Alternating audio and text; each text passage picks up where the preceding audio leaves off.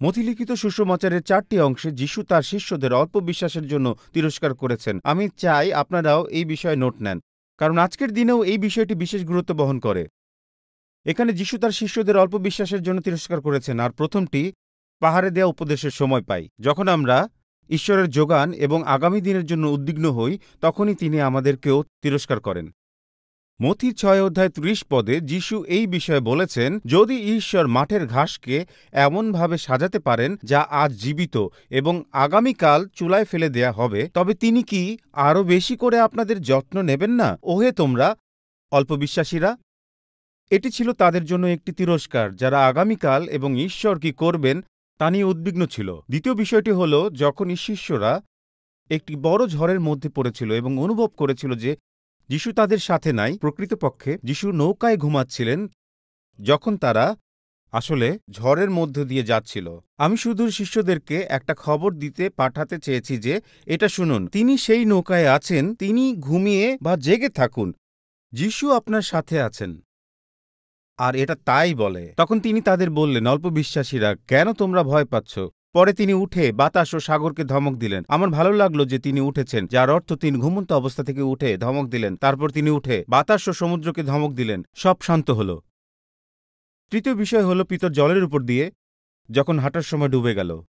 মথি 14:13 পদে আমরা দেখি যে যিশু সাথে সাথে হাত বাড়িয়ে তাকে ধরে বললেন, হে অল্প বিশ্বাসী, কেন সন্দেহ করলে? এবং পরবর্তীতে আমরা দেখি যে শিষ্যেরা যিশুর এই কথাগুলো ভুল ব্যাখ্যা করেছিল। মথি 16:6 পদে যিশু তাদের বলেছিলেন, ফরিসীদের খামি থেকে সাবধান হও। কিন্তু যিশু এইটি জানতেন। তিনি বললেন, অল্প বিশ্বাসীরা, তোমরা নিজেদের মধ্যে কেন বলাবলি করছো যে তোমাদের রুটি নেই? যিশু যা বলেছিলেন তারা সেই বিষয়ে ভুল ব্যাখ্যা করছিলেন। যিশু তাদের বলেছিলেন, এই যুদ্ধক্ষেত্রে লড়াই করবার জন্য তোমাদের বিশ্বাসের প্রয়োজন। আগামী দিনে যে সমস্যাগুলোর সম্মুখীন হবে তা নিয়ে দুশ্চিন্তা দূর করার জন্য প্রথমেই তোমাদের বিশ্বাস প্রয়োজন। আমাদের মধ্যে কেউ কেউ দুশ্চিন্তায় আছেন, কাজের জায়গায় ফিরে যাওয়ার বা গ্রীষ্মকালীন স্কুলের জন্য ক্লাসে যাবার চিন্তায় আছেন। কিন্তু তিনি বলেছেন, দুশ্চিন্তা দূর করতে বিশ্বাস প্রয়োজন। দ্বিতীয়ত, তিনি তাদের বললেন, ঈশ্বর যত্নবান, তা জানতে বিশ্বাস প্রয়োজন। তিনি সমস্ত বিপদের সাথে থাকেন এবং যত্ন নেন।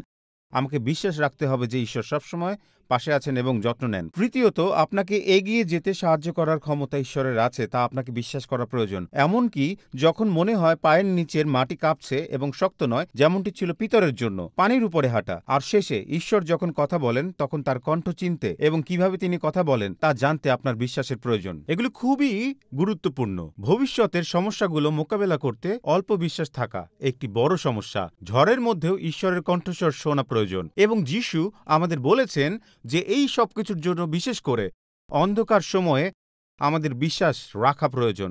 অন্ধকার সময়ে দৃঢ় বিশ্বাস রাখা প্রয়োজন। এটি লিখে রাখুন, বিশ্বাস হলো পরিস্থিতি জেনেও ঈশ্বরে বিশ্বাস করা এবং ফলাফল জেনেও ঈশ্বরের আদেশ পালন করা। আমি আবারও বলছি, বিশ্বাস হলো পরিস্থিতি জেনেও ঈশ্বরে বিশ্বাস করা। আমাদের সামনে যা কিছুই থাকুক না কেন এবং ফলাফল যাই হোক না কেন, এখন আমরা সেই প্রশ্নের দিকে যাচ্ছি যা আপনি মনে মনে ভাবছেন, আর তা হলো, কে ফেইথ কেমন, যখন এর শুরু হয় এফ দিয়ে। আমি জানি যে আপনারা হয়তো ভাবছেন আমি অক্ষরমালার মধ্যে হারিয়ে যাচ্ছি, তাই প্রথমে আমাকে ব্যাখ্যা করতে দিন। এবং এ কারণে বিশ্বাস ঈশ্বরীয় জ্ঞানের উপর ভিত্তি করে গড়ে ওঠে। বিশ্বাস তৈরি হয়, দেখুন, আমি বলেছি আমার কাছে যা রয়েছে তা বলছি বন্ধুরা, শুধুমাত্র আপনাকে বলছি, বিশ্বাসের উপর একটি বিশ্ব দর্শন আছে, থাকতেই হবে। বুঝুন সেটা কি, ভালো করে বুঝুন। দেখুন, যখন অল্প বিশ্বাস থাকে তখন মানুষ সীমিত ঈশ্বরকে বিশ্বাস করে, বা আমি এভাবে আপনাকে বলতে পারি, সহজেই বুঝতে পারি যে মহৎ বিশ্বাসের মহৎ ঈশ্বর আছে, অল্প বিশ্বাসের সীমিত ঈশ্বর, এবং এই কারণেই এটি ঈশ্বরীয় জ্ঞানের উপর কেন্দ্রীভূত এবং প্রতিষ্ঠিত। একটি পদ আমি আপনাদের দেখাবো যা সত্যি আমাকে অবাক করেছিল। আমার অনেক কিছু করার ছিল এবং আমি জানি আপনাদেরও এরকম অনেক কিছু করার আছে। এটা কি ঈশ্বরের রাজ্য? এটা কি দয়া এবং আত্মার ফল? আমি ভেবেছি এটা শিশুদের সাথে করতে, এবং আমি ওয়াই অর্থাৎ ইয়তদের জন্য অপেক্ষা করব, আর পরবর্তী প্রজন্মের সাথেও বলবো। যখন আমি দ্বিতীয় পিতরের কিছু অংশ পড়ছিলাম তখন আমি একটা প্রশ্নের সম্মুখীন হলাম। পিতরের বইটি পড়ার সময় মনে রাখা দরকার, পিতর সে খ্রিস্টিয়ানদের লিখছেন যারা কঠিন অন্ধকার সময় বাস করছেন, তাদের বিশ্বাসের জন্য তাদেরকে মারা হচ্ছে। আর এটি তার শেষ পদ। 2টি পত্রের পরে বা চিঠির পরে তিনি লিখছেন যারা বিশ্বাসে নতুন তাদের জন্য।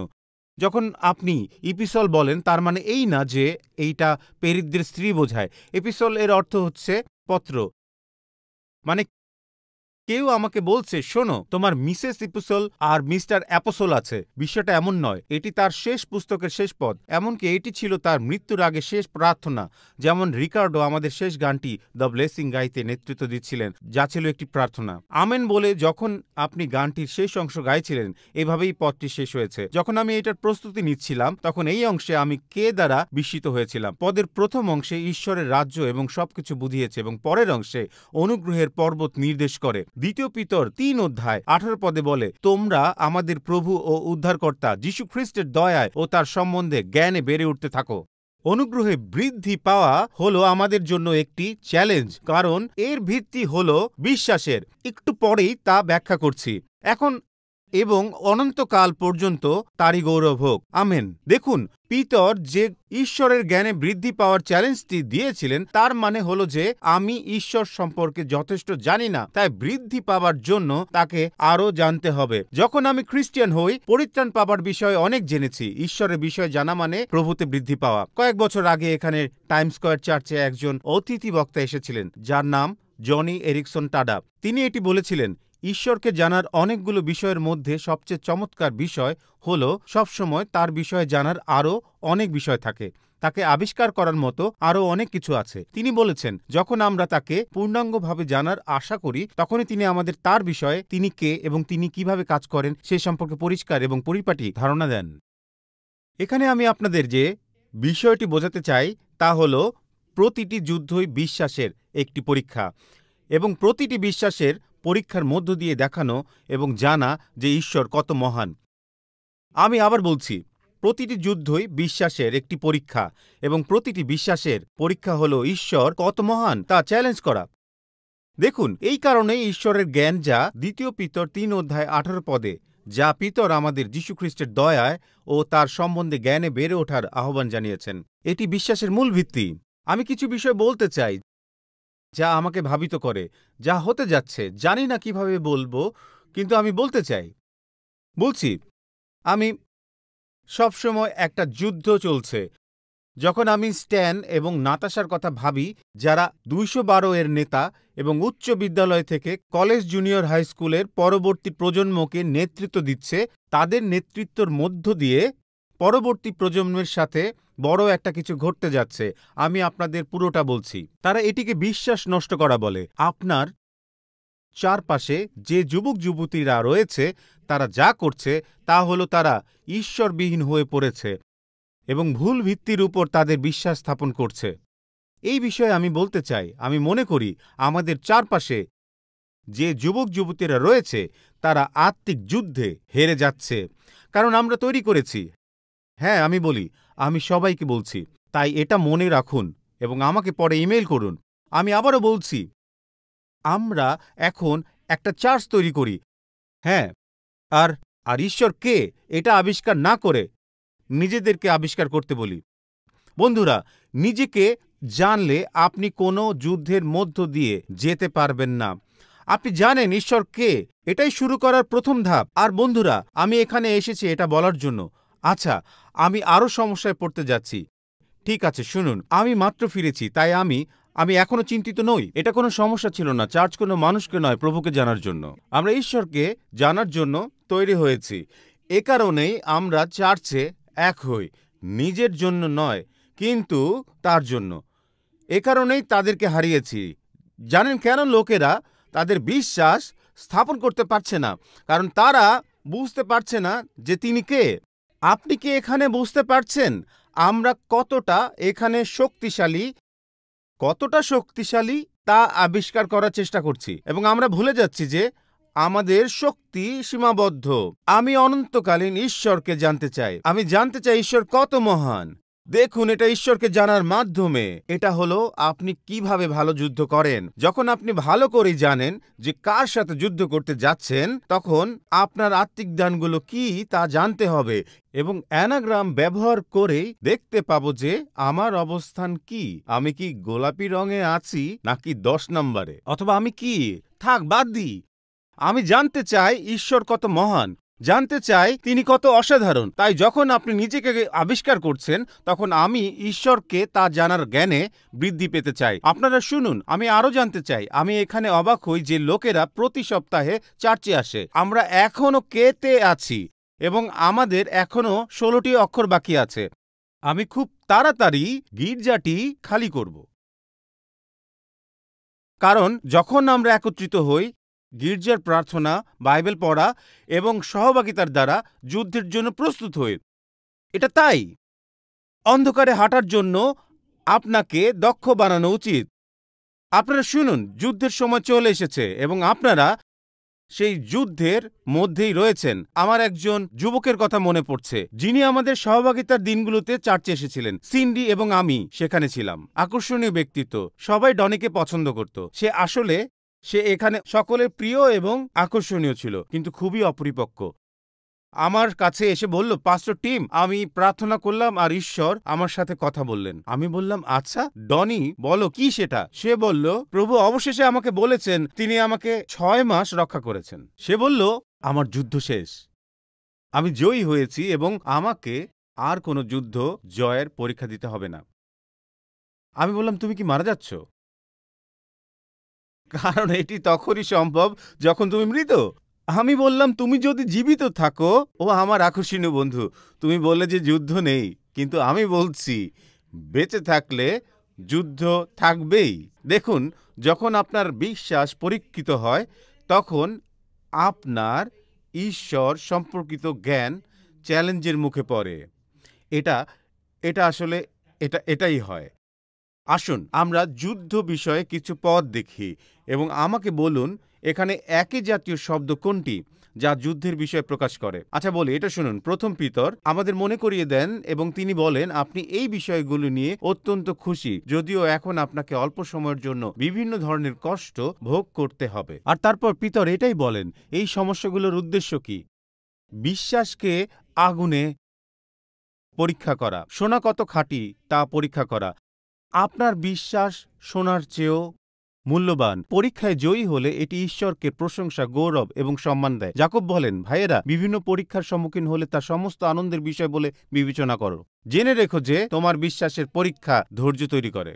পৌল তিমোথেওকে এ ধরনের যুদ্ধের কথা বলেন, আর তিনি প্রথম তিমোথেও 6:12 বলেন, বিশ্বাসের জন্য যুদ্ধ চালিয়ে যাও।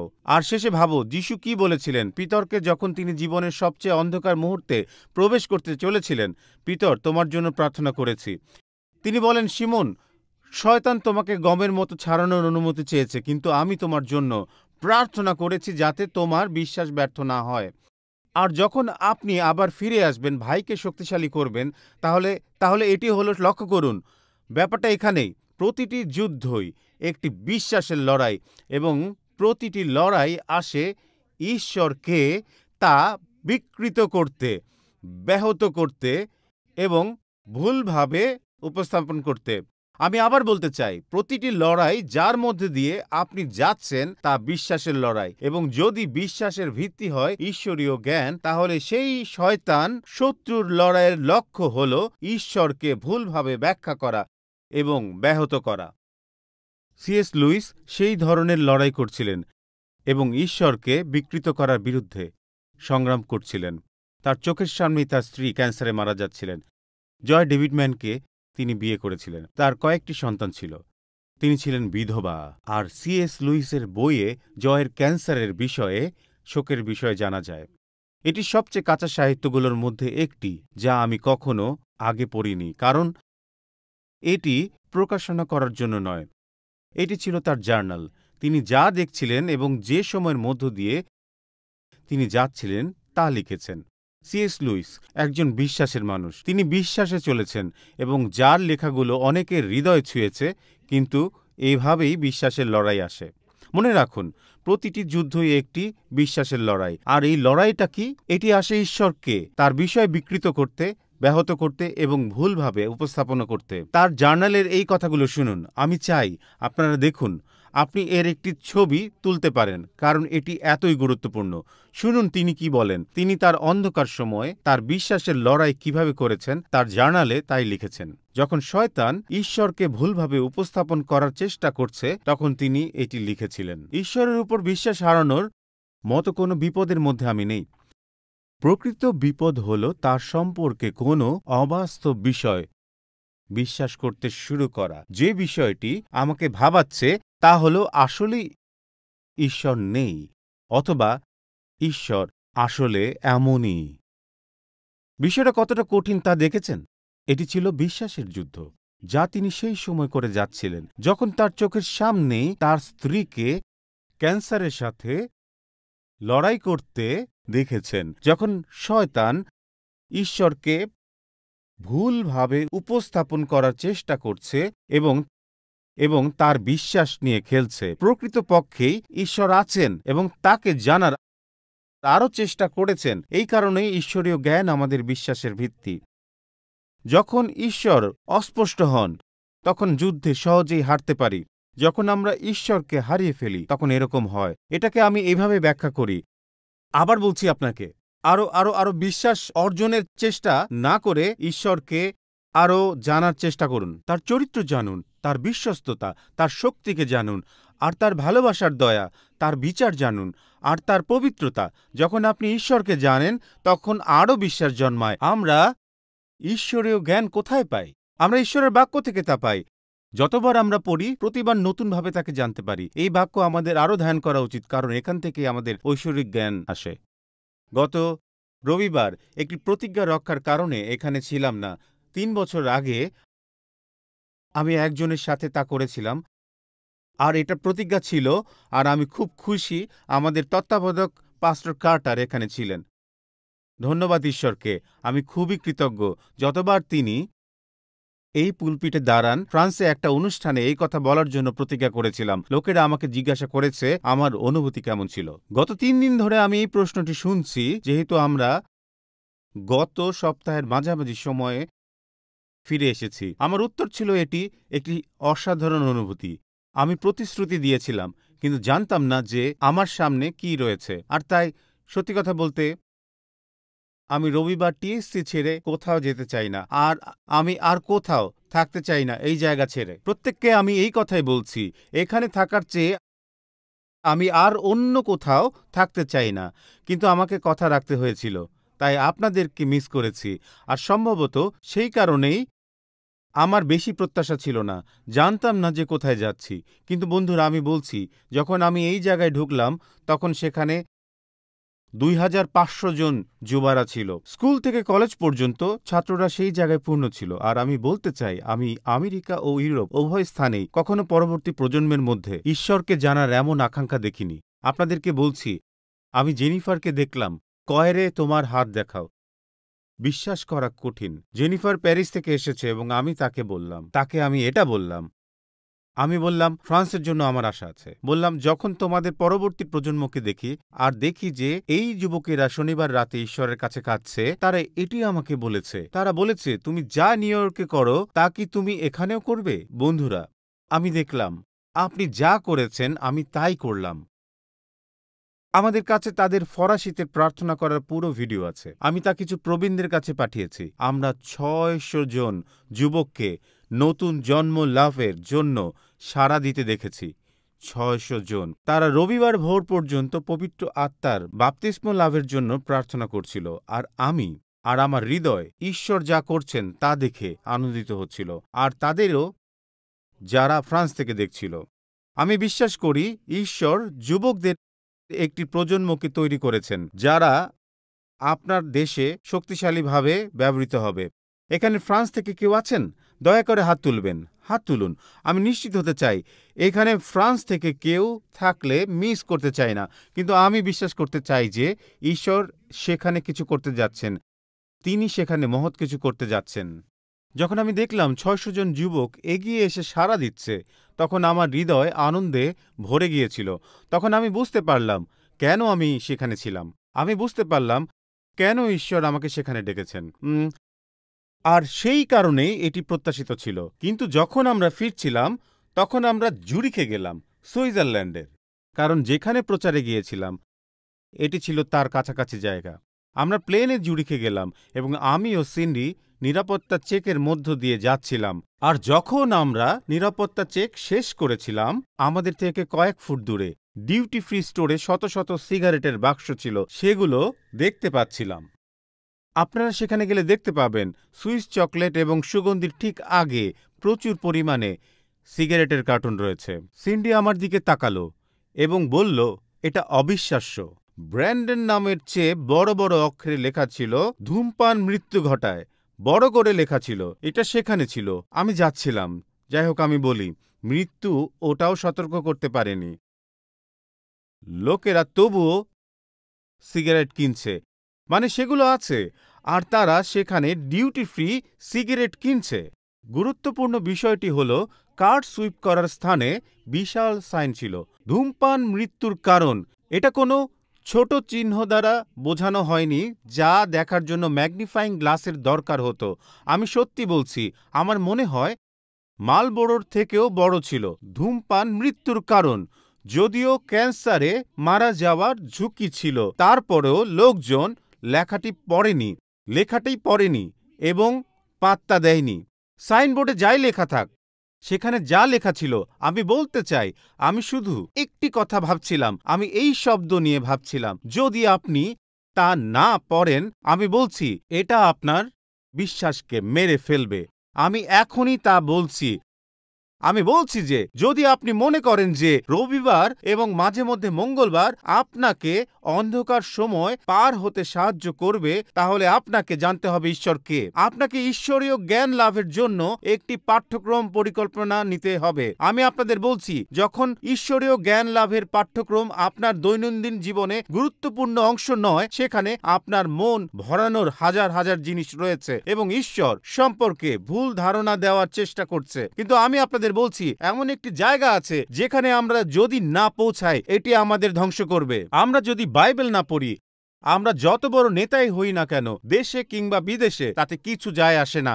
আর আমরা এটাই প্রচার করি, এটাই আমরা বলি। এই বিষয়ে আমাদের দৃঢ় থাকতে হবে, কারণ বাইবেল থেকে সবকিছু শুরু হয়। D.L. মুডি বলেছেন, আমি আমার বাইবেল বন্ধ করেছিলাম এবং বিশ্বাসের জন্য প্রার্থনা করেছিলাম। আমি এখন বাইবেল খুলছি, পড়তে শুরু করেছি, আর তখন থেকেই বিশ্বাস বৃদ্ধি পাচ্ছে। আমি বাইবেল বন্ধ করে বিশ্বাসের জন্য প্রার্থনা করেছি। বিশ্বাসের জন্য প্রার্থনা নয়, এটি বাক্য থেকে শুরু হয়। কিভাবে, পাস্টর টিম? শুনুন, রোমীয় 10:17 পদ। বিশ্বাস আসে শোনার মাধ্যমে। যত বেশি আমরা বাইবেল পড়ি, তত বেশি আমরা ঈশ্বরকে জানতে পারি এবং ততই আমাদের বিশ্বাস শক্তিশালী হয়। দেখুন, এটা সত্য। যখন আপনি বাইবেলের প্রতি সাড়া দেন, তখন ঈশ্বর বাক্যের মধ্য দিয়ে নিজেকে প্রকাশ করেন। এটাই ঈশ্বর। এটাই আমাকে বিশ্বাস করতে হবে। বিশ্বাস বৃদ্ধি পেতে শুরু করে, কারণ যখন আপনি ঈশ্বরীয় জ্ঞানে বৃদ্ধি পান, তখন আপনি বিশ্বাসেও বৃদ্ধি পান। এখন এটি মনে রাখুন, বাইবেল কখনো শুধু বিশ্বাস করো বলে না, কিন্তু প্রভু যিশুর উপর বিশ্বাস রাখো বলে। এটা কখনো বিশ্বাস রাখো বলে না, এটা ঈশ্বরের উপর বিশ্বাস রাখো বলে। কারণ যদি আপনি বিশ্বাসের লক্ষ্যকে সরিয়ে ফেলেন, তাহলে তা কেবল একটি অনুভূতি হয়ে যায়। এটা একটা দুর্বোধ্য আশা বা মনোভাব। বিশ্বাসের মধ্যে যা খুঁজে পাওয়া যায় তা বৃদ্ধি ও শক্তি। বিশ্বাস রাখুন। বন্ধুরা, এটা নয় যে আমার বিশ্বাস নেই। আমার ঈশ্বরে বিশ্বাস আছে। আমার আস্থা নেই, আমার যিশুতে আস্থা আছে। কারণ বাইবেলীয় বিশ্বাস সবসময় উদ্দেশ্যের উপরে নির্ভর করে। আপনি যদি এ কারণে শুনুন, আমি যা বলি, আমি এভাবে বলি, যদি আমার অল্প বিশ্বাসও থাকে আর পুরো বরফ থাকে, তাহলে আমি একটি বরফের পুকুর পার হতে পারি। আর যদি আমার অনেক বিশ্বাস থাকে আর পাতলা বরফ থাকে, তাহলে মারা যাব। তাই যিশু বলেছেন, যদি আমাদের সামান্য বিশ্বাসও থাকে, খুবই অল্প, ঈশ্বর তাহলে পুরো বরফ। তাহলে আপনি বরফের উপর দিয়ে হাঁটতে পারেন এবং ঈশ্বর বলেন, আমিই যথেষ্ট, আমি তো যথেষ্ট এবং সত্যিই তিনি যথেষ্ট, কারণ আপনাকে এটি নিশ্চিত করবে যে আপনার উদ্দেশ্য এবং দৃষ্টি তার উপরেই আছে। আপনি যেভাবে বিশ্বাস করেন আপনার বিশ্বাস ততই মহান। তিনি আমাদের বিশ্বাসের কেন্দ্রবিন্দু। যিশুকে ছাড়া বিশ্বাস, ঈশ্বরকে ছাড়া বিশ্বাস তা মোটেও বিশ্বাস নয়। আর এটি একটি যুদ্ধ, এটি বিশ্বাস স্থাপনের জন্য একটি যুদ্ধ। তাহলে শয়তান কিভাবে আমাদের বিশ্বাস আক্রমণ করে? মনে রাখুন, এটা সব সময় ঈশ্বরকে ভুলভাবে ব্যাখ্যা করে এবং ঈশ্বরকে সেই বিষয়ে বাইবেলের দৃষ্টিভঙ্গিকে ব্যাহত করে। আমি এখন আপনাদের বলছি এই সময়ে অন্ধকারে চলার অর্থ কি। এটি সেই অংশ যা আমাকে চ্যালেঞ্জ করেছে। আমি চাই আপনারা আমার সাথে যিশায় 50 অধ্যায় দেখুন। এবং যে কারণে এটি গুরুত্বপূর্ণ তা হল এটি বিশ্বাসের অংশ। কয়েকদিন ধরে যা আমাকে চ্যালেঞ্জ করেছে। যখন আমি দ্বিতীয় পিতর ওই পথটার সাথে পরিচিত হলাম, আমার মন যিশায় 50 অধ্যায়ে চলে গিয়েছিল। তোমাদের মধ্যে কে সদাপ্রভুকে ভক্তিপূর্ণ ভয় করে, যে তার দাসের কথার বাধ্য হয়? কোনো আলো নেই বলে যে অন্ধকারে চলে, সে সদাপ্রভুর উপর বিশ্বাস করুক আর তার ঈশ্বরের উপরে নির্ভর করুক। কিন্তু তোমরা যারা আগুন জ্বেলেছ, এটি আপনার আগুন সম্পর্কে বোঝাচ্ছে। এটি তখনই হয় যখন তুমি বিশ্বাসে নির্ভর না করে নিজেই কোনো পরিস্থিতি থেকে বেরিয়ে আসার চেষ্টা করো। এখানে বলছে, কিন্তু তোমরা যারা আগুন জ্বেলেছ আর মশাল নিয়ে নিজেদের ব্যবস্থা করেছ, তোমরা সবাই গিয়ে তোমাদের আগুনের আলোতে আর মশালের আলোতে চলো। এটি আপনি যে নিজেকে অন্ধকার থেকে বের করে আনে, এটি আমার হাত থেকে পাবে। তোমরা যন্ত্রণার মধ্যে শুয়ে থাকবে। দেখুন, এটি আমাকে বিভ্রান্ত করছে, কারণ আমি চাই আপনি দেখুন কে অন্ধকারে আছে। আপনি কি যিশায় 50 অধ্যায় 10 পদ আরেকবার পড়তে পারেন? এখানে যা বিভ্রান্তিকর তা হল, তোমাদের মধ্যে কে প্রভুকে ভয় করে, তার দাস তার কণ্ঠ শুনে পালন করে। এখানে কি বলে? অন্ধকারে চলে এবং বিপদগামী ব্যক্তি। বন্ধুরা, এটা কোনো পতিত ব্যক্তি না। এটি এমন একজন যে প্রভুকে ভয় করে, যে ঈশ্বরের আদেশ পালন করে। এটি এমন কোনো ব্যক্তি না যে খুবই শৃঙ্খলাপূর্ণ। এটি সেই ব্যক্তি ঈশ্বর যার সহায় রয়েছেন। এটি আপনার বিশ্বাসের পরীক্ষা। এটা দেখতে যে তুমি কি আমাকে বিশ্বাস করবে, কারণ এটা তাই বলে। যখন কোনো আলো থাকে না, শুধু অন্ধকার, তখন আপনি কি করেন? তিনি এটা বলেন, প্রভু ঈশ্বরের নামে বিশ্বাস করো এবং তার উপর নির্ভর করো। তিনি এটাই বলেন। তিনি বলেন, কারণ সতর্ক করেন, এখানে তোমার নিজের আগুন জ্বালিও না, নিজেকে বের করে এনো না, একাকী চেষ্টা করো না, তোমার একাকিত্ব ঘোচানোর জন্য নিজের পরিকল্পনা নিয়ে এসো না। বিষয়টা আমি এভাবে দেখি। প্রভু বলেন, যখন তুমি এটা করো তখন দুঃখ ভোগ অপর প্রান্তে থাকে। যখন তুমি তোমার নিজের চেষ্টা নিয়ে আসো, তখন যদি এক মুহূর্তের জন্য সেই আলো বন্ধ করেন, তিনি বলেন যে এখানে আমি যা করছি, আমি আপনাকে প্রভুর নামে বিশ্বাস ও নির্ভর করতে বলছি। বন্ধু, আমি এটা বলতে চাই, আমি বলছি, যখন আমি একটি কঠিন সময়ের মধ্যে দিয়ে যাই এবং একটি অন্ধকার সময়ের মধ্যে থাকি, তখন একটি গান আমাকে আলোড়িত করে। আমি আপনাকে বলতে যাচ্ছি, এটি একটি পুরনো গান। My hope is built on nothing less than Jesus. আপনার কতজন এই গানটি জানেন? এমন কিছু সময় যখন আমি একা থাকি এবং পথ চলার পথেও আমি শুধু এই গানটি গাইতে থাকি। My hope is built on nothing less than Jesus' blood and righteousness. I dare not trust the sweetest friend, but wholly lean on আসুন হাত তুলে একসাথে কোরাসটি গাই। On Christ the solid rock I stand, all other ground is sinking sand. All আচ্ছা, কিন্তু যে অংশটা আমি সত্যিই গাই, এই অংশটা অনেক জোরে গাই। when darkness seems to hide his face, I rest. That's in every high, in every high. ও আসুন এই অংশটা জোরে গাই। My on Christ the solid rock. Come on.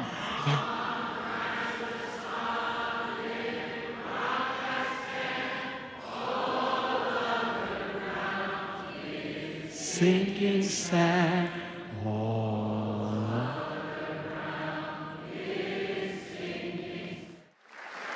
Hallelujah! যখন অন্ধকার তার মুখ আড়াল করে রেখেছে, এই অংশটাকেই আমরা ভুল ভাবতে পারি, আর অন্ধকার আমাদের ভুল বোঝায়। এটাই পরীক্ষা। যখন ঈশ্বর আপনাকে সেই অন্ধকার জায়গায় রাখেন, সেটা একটা পরীক্ষা। আসলে এটা বিশ্বাসের লড়াই, আর সেই যুদ্ধটা হলো আমি দেখতে পাই না কে তিনি, তাই আমি তার উপর বিশ্বাস ও নির্ভর করতে হতো। প্রতিবারই আমি বুট ক্যাম্পে কিছু শিখেছি। আমি শুধু আমার বিষয়ে শিখিনি, কিন্তু আপনার বিষয়ে শিখেছি। কারণ আপনি শুনুন, সবাই যা জানতে চায় তা হলো নিজের সম্বন্ধে সবকিছু। আমি সাহায্য করি। আমি বলছি আপনি অন্য কারো মাধ্যমেও পেতে পারেন। ঠিক আছে, আপনাদের মধ্যে কেউ কেউ দুঃখিত হয়েছেন, তাই আমি আবার একইভাবে বলি, আপনি অন্য কাউকে দিয়ে পথ পাবেন না, কিন্তু আমি এমন একজনকে জানি যিনি আমাকে আমার প্রতিটি যুদ্ধের মধ্য দিয়ে নিয়ে যেতে পারেন। কারণ যখন অন্ধকার তার মুখ আড়াল করে রাখে, আমি তার করুণার উপর নির্ভর করি প্রতিটি উচ্চতায় এবং ঝড়ো বাতাসের মধ্য দিয়েও। হালেলুয়া! আমার উদ্ধারকর্তা শক্তিশালীভাবে ধরে রেখেছেন। আলো নিভে গেলে আপনি কি করেন? যখন আমরা অন্ধকারে থাকি এবং আমাদের পথ দেখতে পাই না, তখনই আমরা বুট ক্যাম্পে যে বিষয়ে শিখেছি তা মনে করতে হবে। ঈশ্বর বিষয়ক জ্ঞান, আমরা বাক্যে যেভাবে পড়েছি সেভাবে তাকে ডাকতে হবে। আমার মনে আছে অলিম্পিকের অসাধারণ অ্যাথলেট সাঁতারু মাইকেল ফেলপসের কথা, যার 28টি পদক, তার মধ্যে 23টি সোনার। আমার সোনার পদকগুলোর গল্পের মধ্যে বেজিংয়ের ঘটনাই হলো সবচেয়ে প্রিয়। কোচ বব বোম্যান ফেলপসকে পুল, তার স্ট্রোক এবং প্রতিযোগিতায় নামার আগেই সবকিছু সম্পর্কে এমন একটি পরামর্শ দিয়েছিলেন।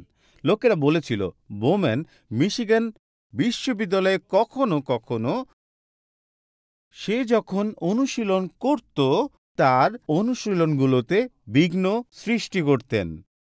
তারা বলেছিল যে সে পিন হোল নিয়ে তার চশমাতে ছিদ্র করত, তাই যখন সে লাফিয়ে পড়ত তখন তার ভিতরে পানি ঢুকতে শুরু করত। তবুও পানি ঢোকার কারণে তাকে সাঁতার কাটতেই হতো। সে বলল কখনো কখনো সুইমিং পুলের বাতি নিভিয়ে দিলে এটি পুরোপুরি অন্ধকার হয়ে যেত, তখনও সে পানিতে লাফিয়ে পড়ে সাঁতার কাটত এবং শেষ পর্যন্ত করতে হতো। তাই তাকে যা করতে হতো তা হলো পুলটি ভালোভাবে জানা। তাকে জানতে হতো প্রত্যেকবার কতটি স্ট্রোক লাগবে, কখন দেওয়াল আসবে, কখন ফ্লিপ টার্ন করতে হবে। এমনকি যখন বাতি নিভে যেত তখনও সে অভ্যস্ত ছিল, কারণ সে এত বেশি এবং বারবার অনুশীলন করত যে পুল স্ট্রোক এবং কোর্স সম্পর্কে জ্ঞান তার ছিল।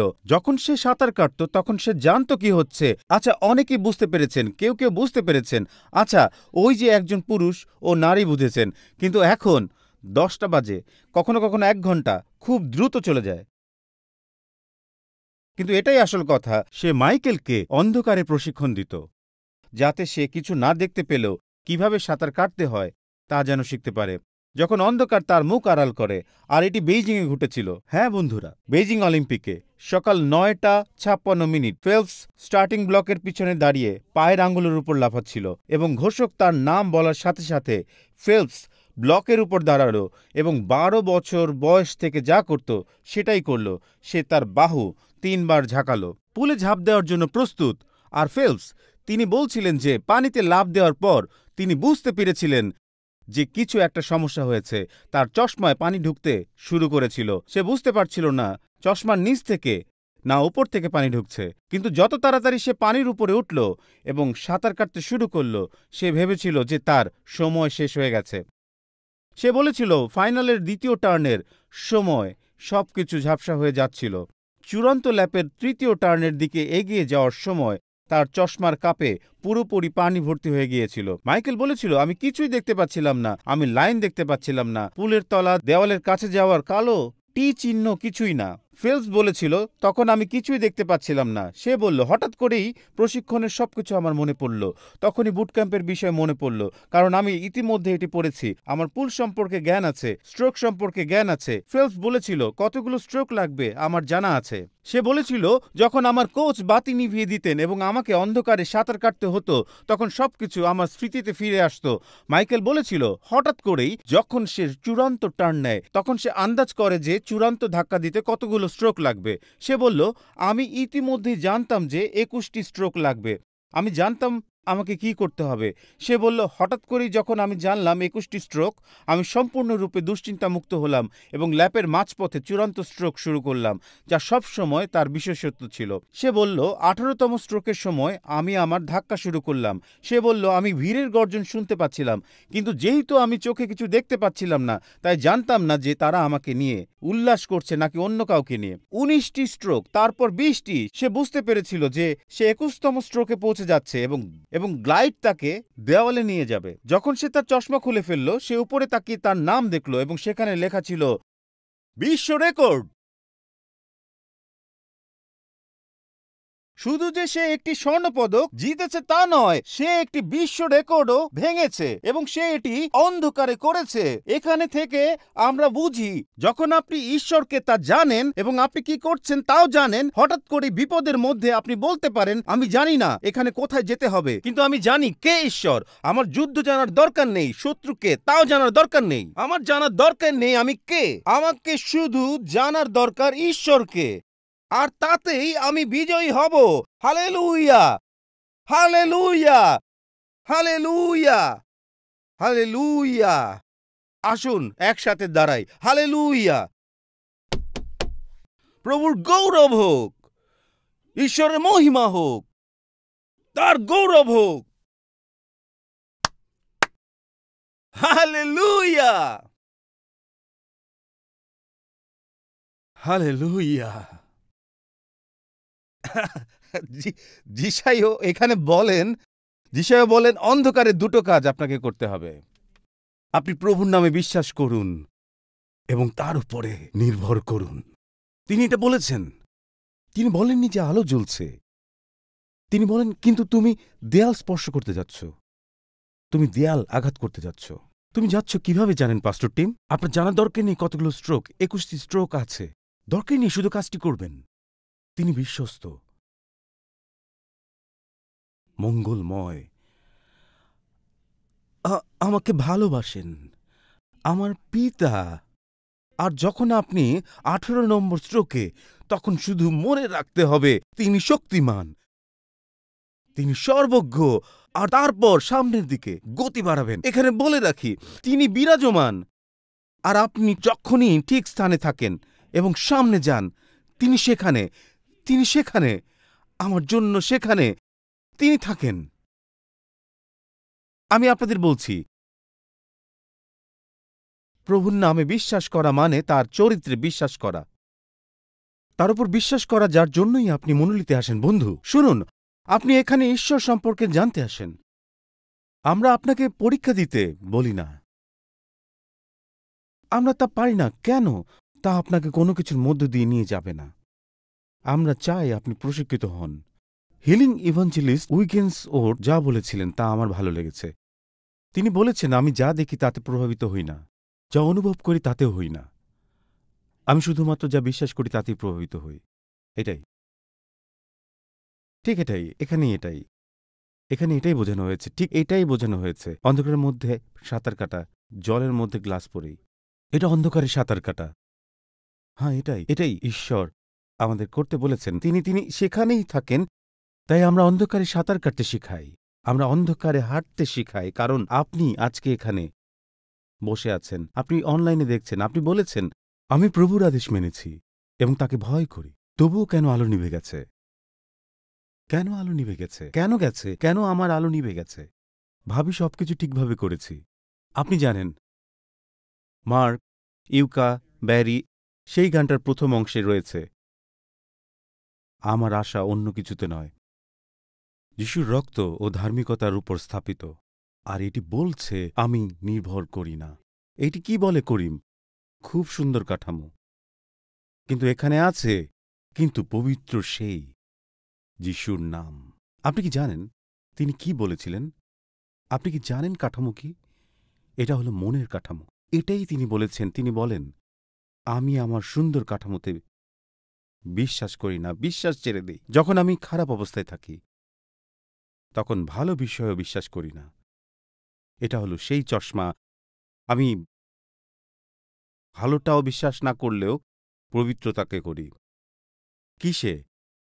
তাই সে এভাবে বলে, আপনি অন্ধকারের মধ্যে দিয়ে যান। কারণ ওই সময়গুলোতে আমরা প্রতিজ্ঞায় বাঁচি, ব্যাখ্যা অনুযায়ী নয়। আমরা প্রতিশ্রুতি রক্ষা করতে শিখেছি। আর আপনার জন্য ভালো খবর আছে। আপনি দেয়াল স্পর্শ করতে যাচ্ছেন। আপনি দেয়ালে আঘাত করতে যাচ্ছেন। আপনি যা করতে যাচ্ছেন না, আপনি যা করতে চলেছেন, হ্যাঁ, WR ওয়ার্ল্ড রেকর্ড। আমি কিভাবে পৃথিবীতে এর মধ্যে গিয়েছি। সুখবরটা এখানে। গীতসংহিতা 112:4। অন্ধকারেও এখানে কি বলছে?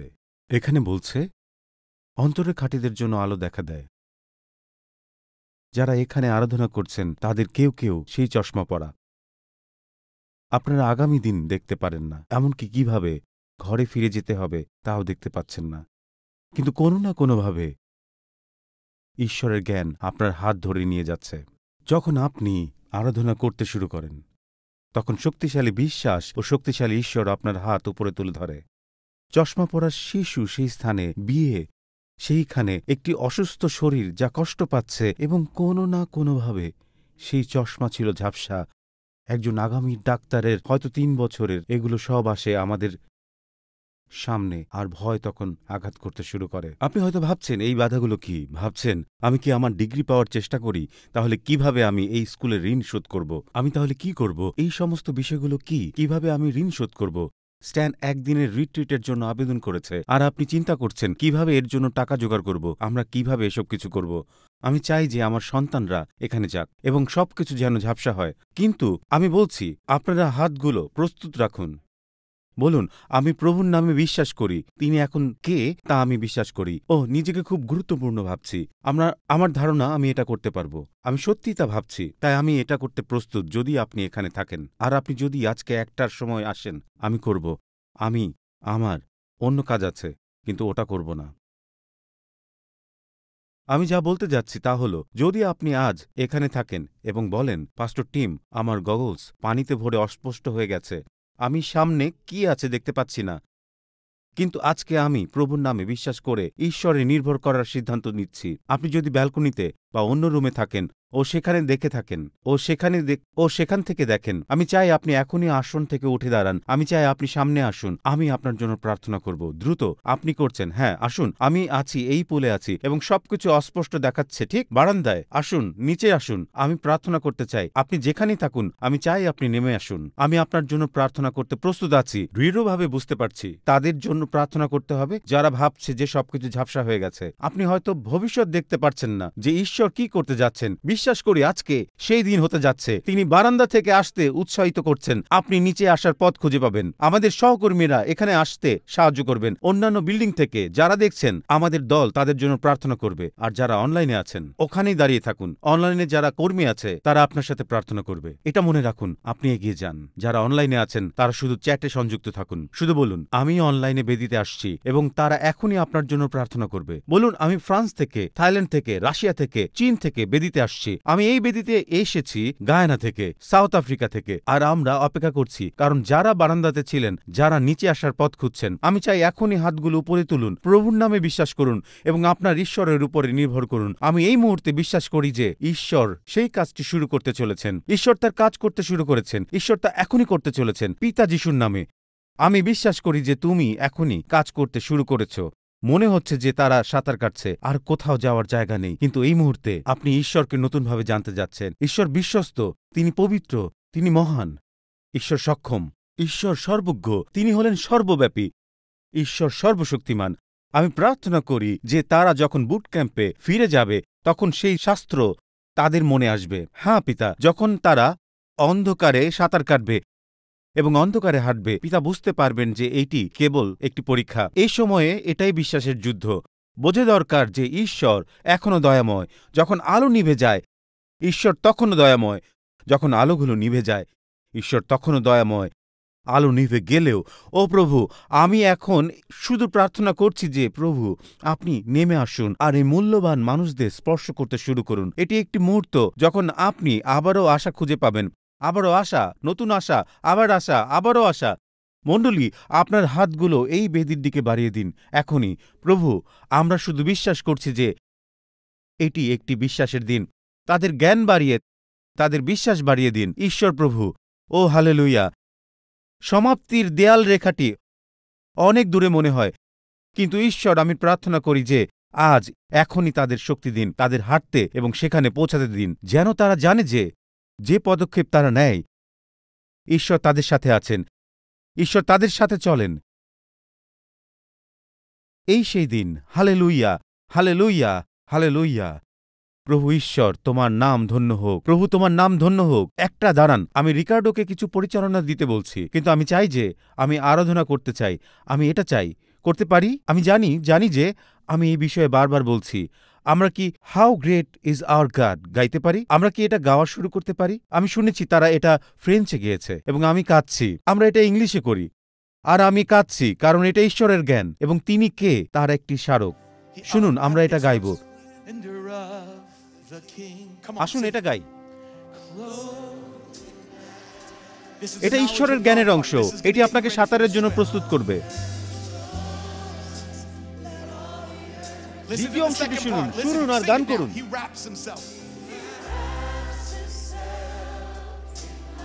হালেলুয়া! অন্ধকার পালিয়ে যায়। এটাই হলো ঈশ্বর কত মহান, এটা কাঁপে। হালেলুয়া! চলুন হাত উঠাই, কণ্ঠ তুলি।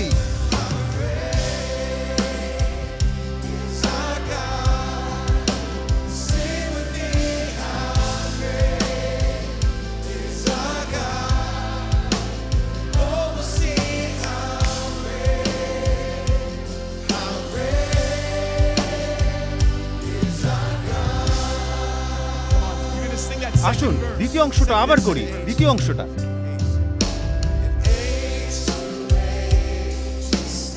এসবই ঈশ্বরের জ্ঞান এবং তার চরিত্র সম্পর্কে।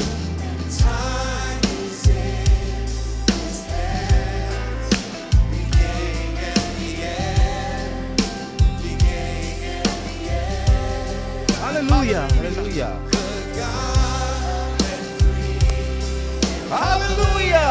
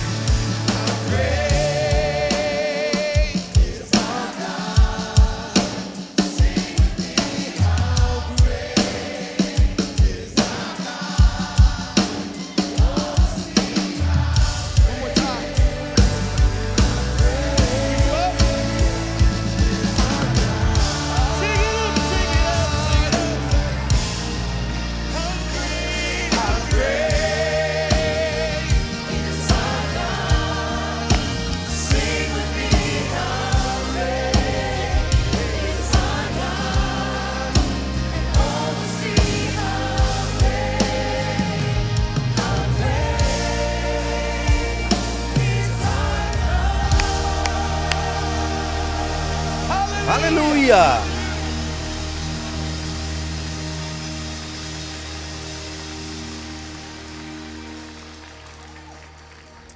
কিছু সময়ের মধ্যে আমরা শেষ করতে যাচ্ছি। আপনারা অনেকেই ঈশ্বর থেকে দূরে সরে গেছেন। আপনাদের যুদ্ধ রয়েছে। অন্ধকার সময়টি প্রভুকে ভুলভাবে উপস্থাপন করেছে, তাকে বিকৃত করেছে। হ্যাঁ, এটাই আমি বলতে চাই, তাকে বিকৃত করেছে। তিনি বিকৃত হয়ে গেছেন। তাই আপনি যা করেছেন তা হল আপনি সরে গেছেন, আর আমি তার অংশী হতে চাই না। আমি আমি আমি সবসময়ই এটা শুনি, কারণ আপনি ভেবেছিলেন যে আপনি তার সাহায্য ছাড়াই পার হয়ে যাবেন। আমাদের মধ্যে কেউই তা পারে না। এটাই ঈশ্বরের জ্ঞান। আমার বিশ্বাসের সংগ্রামের মধ্যে আমাকে যা সাহায্য করে তা হল ঈশ্বর সম্পর্কে আমার জ্ঞান। এটাই মূল কথা। ঈশ্বর সম্পর্কে জ্ঞানই সবকিছু। আমি শুধু বলতে চাইছি, প্রতিবার যখন আলো নিভে যায় আমি স্মরণ করি তিনি কে। তিনি বিশ্বস্ত, মঙ্গলময়। আমি শুধু এগিয়ে যেতে থাকি, কারণ আমি জানি তিনি কে। আপনাদের মধ্যে কেউ কেউ সেই বিশ্বাস হারিয়ে ফেলেছেন। আপনি ভেবেছেন নিজেকে সরিয়ে নেবেন, আর আমি জানি আমি মজা করে বলছি, কারণ আমি এটা মজা করেই বোঝাতে চাই। তাই আমি নিজেকে সরিয়ে নিতে চাচ্ছি, আর আমি তাই করতে যাচ্ছি, কিন্তু তা কাজ করছে না। আমার কথা শুনুন, যারা অনলাইনে দেখছেন তারা এখানে আসতে ভয় পাচ্ছেন, কিন্তু গোপনে দেখছেন। আমি জানি কেউ কেউ ভাবছেন কিভাবে সে জানে। এটা ভাবছেন আমরা বিশেষ ক্যামেরা ব্যবহার করি তাই দেখতে পারি, তাই না? ঠিক, সেগুলো বিশেষ কিছু নয়, কোনো বিশেষ ক্যামেরা নয়। আর আপনি এগুলো সরাচ্ছেন, আর তাই এখনও আপনি পানির মধ্যে হাত পা ছুটছেন, কারণ আপনি অন্য পাশে যেতে পারছেন না। আমি আপনাকে বলছি, আজকে এগুলো বন্ধ করুন আর বলুন, আমার জীবনে তোমাকে চাই। প্রভু, আজকে আমার জীবনে ফিরে আসো। আসো, পরিবর্তন করো এখনই। আপনারা কেউ কেউ ঈশ্বর থেকে দূরে সরে গেছেন। আপনি মণ্ডলীতে বড় হয়েছেন, কেউ তাকে ছেড়ে চলে গেছেন এবং বিকল্প জীবনধারা বেছে নিয়েছেন। আপনি নিজের ইচ্ছা অনুযায়ী জীবন চালানোর জন্য কিছু বিষয় বেছে নিয়েছেন। হতে পারে আপনি নিউ ইয়র্ক সিটিতে ঘুরতে এসেছেন এবং বলেছেন আমি এটা বেছে নিয়েছি, আমি এই সব কিছু বেছে নিয়েছি। ওগুলো আপনাকে এর মধ্যে নেবে না। এটাই তিনিই তো আমাদের সংজ্ঞায়িত করেন, আমাদের পরিচয় দেন। আপনার টি শার্ট দরকার নেই, আপনাকে পরিচিত করার জন্য কিছু দরকার নেই। ঈশ্বরই পরিচয় দেন।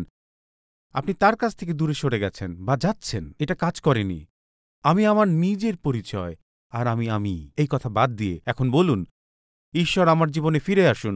আমি চাই ঈশ্বর আসুক, কারণ আমি সব হারিয়ে ক্লান্ত হয়ে আছি। প্রত্যেকের মাথা উঁচু, চোখ খোলা রেখে। এবং যারা অনলাইনে দেখছেন, যদি আপনি আজ এখানে থাকেন এবং বলেন আমি ঈশ্বর থেকে দূরে ছিলাম, কিন্তু আজ আমি তার কাছে ফিরে এসেছি, আমি চাই ঈশ্বর আসুন এবং আমাকে পরিবর্তন করুন, তাহলে আপনার হাত তুলে ধরুন, বলুন আমার জন্য প্রার্থনা করুন। হাত উঁচু করে রাখুন, হাত উঁচু করে রাখুন। আমি তার কাছ থেকে দূরে ছিলাম, কিন্তু এখন ফিরে আসতে চাই। হাত শক্ত করে ধরে রাখুন। আপনি সরে গেছেন, হাতগুলো উপরে তুলে রাখুন। বারান্দা জুড়ে, সব বারান্দা জুড়ে, এখানে সবাই আছে। ওই সমস্ত হাতগুলো, যত হাত এখানে আছে, আসুন আমি প্রার্থনা করতে চাই। শুনুন, আমি প্রার্থনা করতে চাই। আমরা কোনো সময়ে এবিসির জন্য প্রার্থনা করি, এটা আমি পরের দিনের জন্য রেখে দিলাম। এই কথাগুলো বলুন যিশু, আমি বাড়িতে আসছি। আমি ভেবেছি আমি নিজে এটা করতে পারি। আমি ভেবেছি আমার নিজের পথে আমি আসতে পারি, কিন্তু আজকে বুঝেছি এটা বিশ্বাসের যুদ্ধ, এবং আমি আমার মনে বিকৃত হয়ে রয়েছি, এবং তুমি আমার মনে বিকৃত হয়ে রয়েছ। শয়তান তোমাকে ছোট করে সফল হয়ে গিয়েছিল, কিন্তু আজ বুঝতে পেরেছি ঈশ্বর মহান, ঈশ্বর শক্তিশালী, এবং ঈশ্বর আমার পক্ষে আছেন। ঈশ্বর আমার পক্ষে। হারানো পুত্রের মতো বাড়ি ফিরে এসেছি। আমি তোমার আলিঙ্গন অনুভব করি, আর আজ হলো সেই মুক্তির দিন। আজ হলো নতুন হওয়ার দিন। আর ধন্যবাদ যিশু, তুমি কখনোই আমাকে ছেড়ে যাওনি। যিশুর নামে সবাই বলুন আমেন এবং আমেন। আসুন, আপনার হাত রাখুন।